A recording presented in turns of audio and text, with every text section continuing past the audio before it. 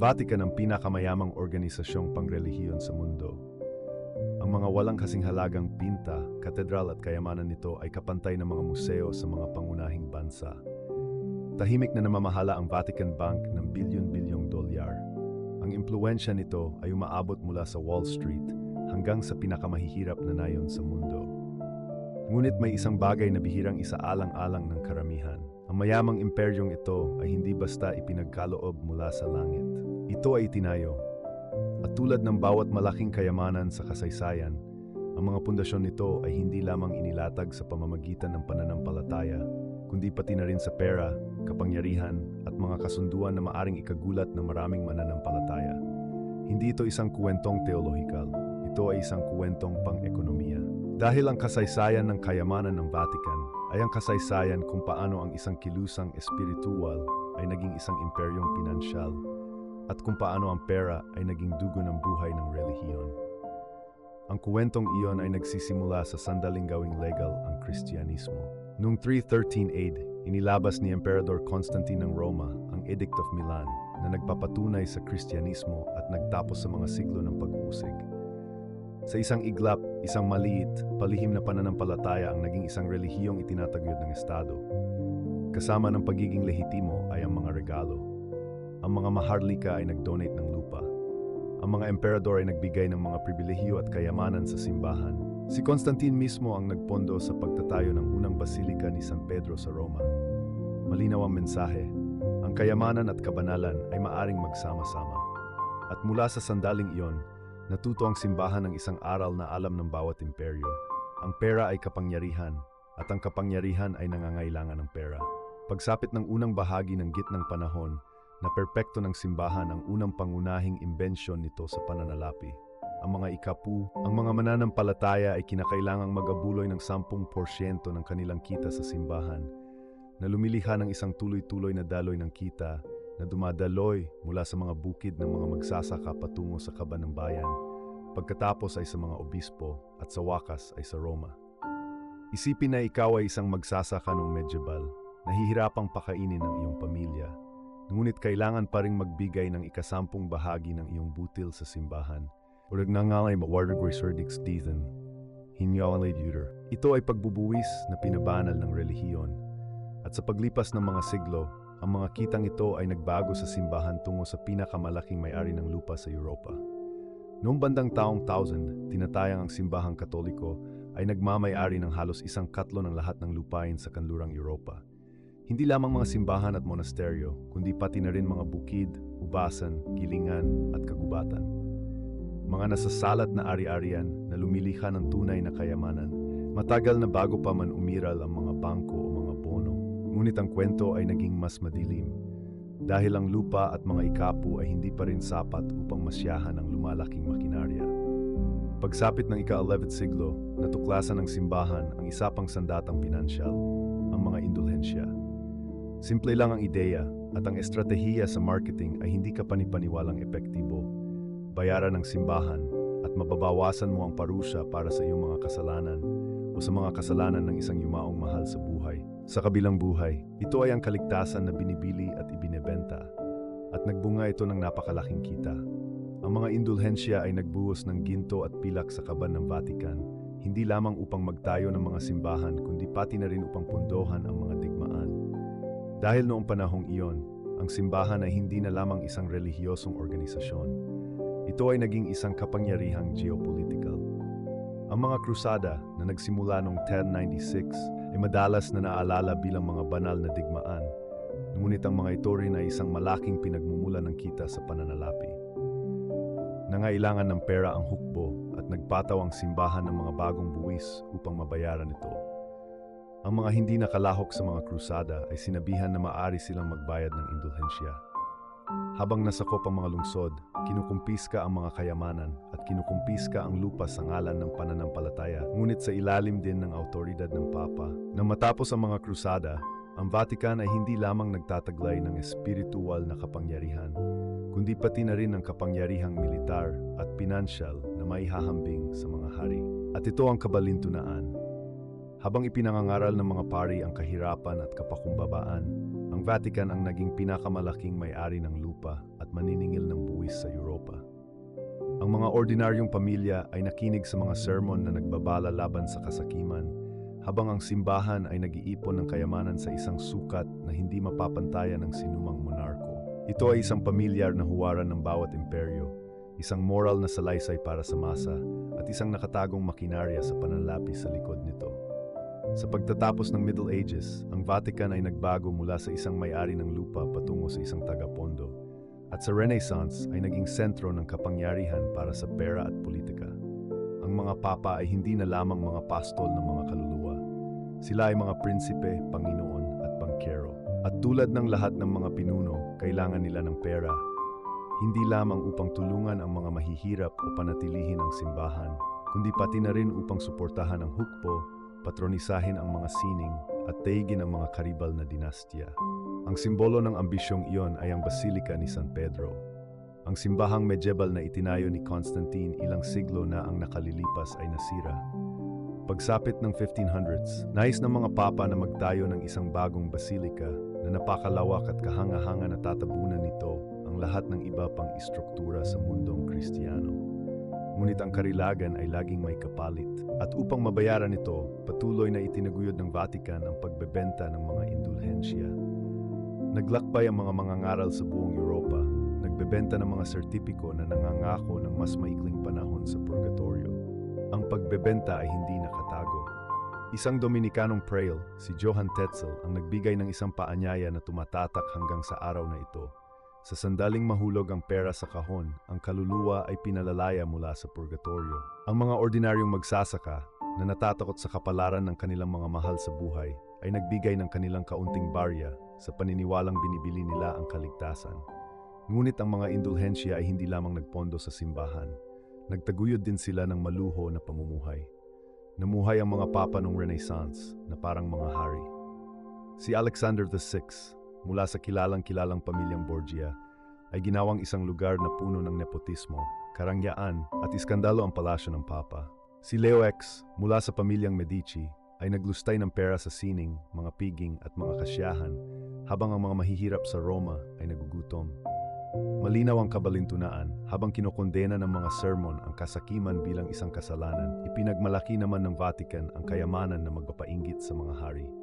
Sa likod ng mga eksena, niyakap din ng Papa ang isang bagong kasangkapan ng kapangyarihan, ang bangko. Opisyal na kinondena ng simbahan ang usura bilang isang kasalanan. Ngunit sa katotohanan, nakipagtulungan ang mga Papa sa mga dakilang pamilya ng pagbabangko sa Italia, mula Lombard hanggang Medici, upang palaganapin at dagdagan ang kayamanan. Ang Korte ng Papa ay naging isang sentro ng pananalapi na namamahala hindi lamang sa mga kita ng simbahan kundi pati na rin sa mga utang ng hari. Ang mga hari ay may utang, ang pera ng bangko, ang bangkong tapat sa Roma, at ang Vatican ay naging gagamba sa sentro ng sapot ng pera at kapangyarihan ng Europa. Ngunit lahat ng bula ay pumutok, at ang isang ito ay pumutok sa galit. Noong 1513, isang mongheng Aleman na nagngangalang Martin Luther ang nagmarka ng kanyang 95 Theses sa pinto ng simbahan sa Wittenberg na kinondena ang pagbebenta ng mga indulhensya bilang isang panloloko. Ikinatwiran niya na ang kaligtasan ay hindi mabibili at may bebenta, na ginawang pamilihan ng simbahan ang pananampalaya, at ang kayamanan ng Roma ay itinayo sa kawalan ng pag-asa ng mga mahihirap. Ang kanyang protesta ay nagpasiklab sa Reformasyong Protestante na naghati sa Europa sa dalawa. Bigla, ang mga indulhensya na dating gintonggansa ng Vatican ay naging simbolo ng katiwalian hanggang sa punto na kahit ang mga bansa ay tinalikuran ng Roma. Lumalim ang kabalintunaan. Ang mismong plano na pondohan ang Basilika ni San Pedro, ang hiyas ng Katolisismo, ang mismong sanhi ng rebelyon na sumira sa monopolyo ng Vatican sa Kristyanismo. Ang kayamanan ay nagdulot ng kaluwalhatian, ngunit lumikha rin ito ng sama ng loob. At ang sama ng loob ang tanging pera na hindi makontrol ng anumang imperyo. Pagsapit ng ika-17 siglo, ang Vatican ay nagmamay-ari pa rin ng malawak na kayamanan at lupain, ngunit permanenteng nasira ng reformasyon ang prestihiyo nito. Ang Vatican ay hindi na isang puwersang hindi mahamon. Gayunpaman, ang formula ay nanatiling hindi nagbabago, pananampalataya sa ibabaw, pera sa ilalim. At tulad ng lahat ng malalaking kapangyarihan, umangkop sila. Dahil kahit na nawala ang katapatan ng kalahati ng Europa, nakahanap ang Vatican ng mga bagong paraan upang gawing balanse ang pananampalataya. Sa loob ng maraming siglo, ang kayamanan ng Vatican ay nagmula sa lupain, mga ikapu at mga indulhensya. Ngunit pagsapit ng ika-19 na siglo, nagsimulang gumuho ang imperyong iyon. Noong 1870, ang mga estado ng Papa, ang malawak na bahagi ng gitnang Italia na direktang pinamamahalaan ng simbahan, ay sinakop ng bagong pinag-isang estado ng Italia. Sa isang iglap, nawala sa Papa ang kanyang lupain, ang kanyang kita at ang kanyang hukbo. Ang Vatican ay lumipat mula sa isang territorial na imperyo patungo sa isang purong espiritual na entidad, at marami ang naniniwala na natapos na ang kapangyarihang pinansyal nito. Ngunit ipinapakita ng kasaysayan ng mga institusyong itinayo sa pundasyon ng pera ay hindi madaling isuko ito. Ang pagbabalik ay naganap noong 1929, kasama ang isa sa mga kasunduang hindi gaanong napag-usapan noong ika-20 siglo, ang kasunduan sa Lateran. Si Benito Mussolini, na humihingi ng suporta ng Papa para sa kanyang pasistang rehimen, ay pumirma ng isang kasunduan sa Vatican. Ang kasunduang ito ay nagbigay sa simbahan ng kataas-taasang autoridad sa estado ng lungsod ng Vatican. Ngunit higit na mahalaga, binigyan nito ang simbahan ng napakalaking kabayaran para sa mga nawalang teritoryo. 750 milyong lire sa cash at 1 bilyong lire sa mga bono ng gobyerno. Sa mga termino ngayon, katumbas ito ng bilyon-bilyong dolyar. Ang simbahan ay halos bumagsak sa pananalapi patungo sa isang hindi inaasahang napakalaking kayamanan. Ito ay isang bailout para sa pinakamatandang institusyon ng Europa na pinundohan ng isang diktador na nangangailangan ng basbas ng simbahan. Gamit ang perang iyon, nagtayo ang Vatican ng isang bagong makinarya sa pananalapi, ang Institute for Religious Works, na karaniwang kilala bilang Vatican Bank. Sa nominal na paraan, pinamamahalaan nito ang mga pondo ng mga relihiyosong orden at mga kawanggawa. Ngunit sa katotohanan, ito ay naging isang misteryoso at makapangyarihang puwersa sa pananalapi. Ang bangkong ito ay nagpatakbo ng palihim, halos walang pangangasiwa at mabilis na nasangkot sa pandaigdigang politika. Noong Cold War, ang pera ng Vatican ay nakatulong sa pagpopondo ng mga kilusang anti-komunista. Pagsapit ng dekada 1980, ito ang naging sentro ng iskandalo ng Bangko Ambrosiano nang maglaho ang bilyon-bilyong dolyar at si Roberto Calvi, na kilala bilang Bangko ng Diyos, ay natagpuang nakabigti sa ilalim ng Blackfriars Bridge sa London. Ang kanyang mga bulsa ay puno ng mga ladrilyo. Ang kanyang kamatayan ay itinuring na isang pagpatay at ang mga chismis ay nag-uugnay sa Vatican Bank sa mga network ng mafia, mga ahensya ng paniktik at mga pakana ng money laundering. Mga chismis na patuloy na bumabagabag sa reputasyon ng institusyon hanggang sa araw na ito. Ang ironya ay hindi na maaring maging mas malinaw. Ang isang institusyon na nangaral ng kahirapan at kapakumbabaan ay mas mahusay sa dark arts ng pananalapi kaysa sa maraming malalaking korporasyon. Itinayo ng simbahan ang kayamanan nito sa pamamagitan ng lupa at mga amnestiya. Pagkatapos ay muling binuhay ito sa pamamagitan ng mga kasunduan at mga bangko, at pagkatapos ay pinoprotektahan ito ng mga patong-patong na lihim na hahangaan ng sinumang tycoon sa Wall Street. At habang sunod-sunod na sumiklab ang mga iskandalo, mula kay Ambrosiano hanggang sa mga paratang ng money laundering ng mafia, ang Vatican ay nananatiling itinuturing na napakasagrado para gumuho. Sa kasalukuyan, ang tunay na laki ng kayamanan ng Vatican ay nananatiling misteryo. Ang mga napakahalagang koleksyon ng sining nito, tulad ng Sistine Chapel ni Michelangelo o mga fresco ni Raphael, ay hindi may pagbibili. Ngunit kumakatawan ang mga ito sa bilyon-bilyong dolyar na halaga sa kanilang sarili. Ang mga lupain at pamumuhunan ng Vatican ay nananatiling malawak, bagamat nababalot ng mga patong-patong na organisasyon. Sa pangalan, inaangkin ng Vatican ang isang medyo katamtamang taunang budget. Ngunit sinumang nag-aral ng kasaysayan ay naunawaan na ang mga anyo ay isang ilusyon, at ang mga ilusyon ay mga kasangkapan ng kapangyarihan. At ito ang pangunahing aral. Ang kayamanan ng Vatican ay hindi nahulog mula sa langit. Ito ay dinisenyo na ipon at pinoprotektahan ng mismong mga kasangkapang ginamit ng bawat imperyo. Pagbubuwis, pang-agaw ng lupa, pagbebenta ng mga indulhensya, mga kasunduan at pagbabangko. Lumaki ito sa pamamagitan ng pagbebenta ng kaligtasan, pagbubuwis sa mga mananampalataya, pakipagkasundo sa mga hari at diktador, at pagmamanipula sa daloy ng pera sa eksaktong paraan na ginagawa ng mga modernong pamahalaan at korporasyon ngayon. Hindi ito tungkol sa pananampalataya. Tungkol ito sa makinarya ng kapangyarihan. At kaya naman mahalaga pa rin ito ngayon dahil hindi lamang ang Vatican ang kaso. Bawat sistemang humihiling sa iyo na paniwalaan ang mga pangako nito habang tahimik na nagpapayaman sa sarili ay naglalaro ng parehong laro. Mapag-gobyerno man na nagsasabi sa iyo na matatagang iyong pera habang patuloy itong inimprenta hanggang sa bumaba ang halaga nito.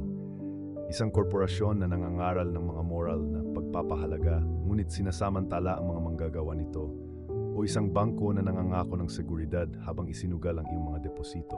Pareho lang ang formula. Ang pananampalataya ay nasa ibabaw. Ang pera ay nasa ilalim. Kaya kapag tiningnan mo ang mga ginintuang bulwagan ng Vatican, huwag lamang tingnan ang relihiyon. Tingnan ang pinakamatandang aral sa kasaysayan ng pananalapi. Ang kayamanang itinayo sa mga anino ay laging nakasuot ng maskara ng kabutihan. At tandaan ito sa tuwing hihilingin sa iyong magtiwala sa isang sistema. Tanungin ang iyong sarili kung sino ang tunay na nakikinabang sa iyong pananampalataya. Hindi na ulit ang kasaysayan, ngunit kung hindi mo ito naiintindihan, dudurugin ka nito gaya ng dati. Kung bibigyan ka nito ng bagong pananaw, pindutin ang subscribe. Nasa kasaysayan ang mga sagot at ipapakita ko sa iyo kung saan ito mahahanap.